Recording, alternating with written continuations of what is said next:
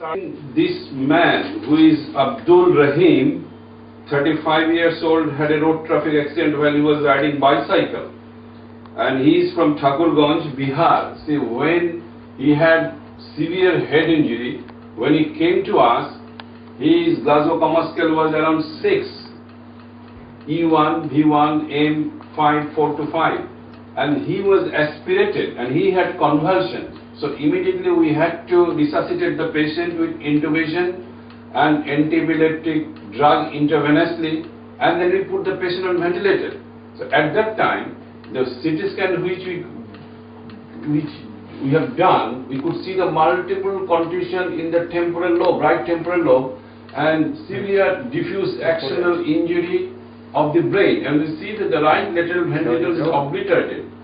All these ventricles, all these sulcine gyri basically effaced, and he has got a contusion in the somewhere around the very deep-seated hippocampal area.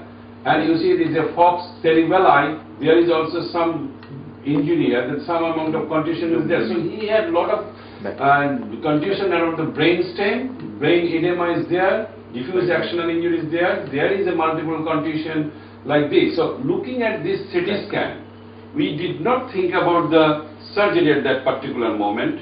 Now we put the patient on ventilator to reduce the intracranial pressure. We did the arterial blood gas monitoring, and we just put the patient on mannitol and other conservative treatment, conventional medications. We did the repeat CT scan. I could see that the right temporal lobe is totally edematous, confused, and you see now there is a big midline shift. And there is another hypotension in a different area. Looking at this, you don't operate on this patient, put the patient on ventilator and to reduce the intracranial pressure, and give all sorts of treatment which possible to reduce the intracranial pressure. Now, after doing this treatment, when we did the repeat CT scan on 17, in between 48 hours gap, we could see the right temporal lobe is hypodense and there is a more midline shift and pupil is dilated.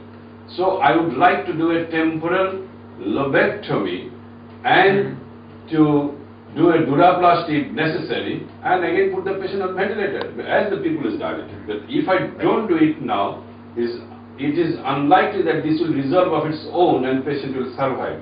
So that is what I feel. Though there are much hypotension here and there, but still this mass effect should be reduced, and that is only possible by doing surgery. And I am going to operate on this patient.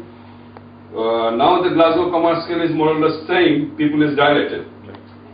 My option is quite I cannot say that this patient will be alright, but at the same time, the only option to this patient to make this patient's survival is the surgery.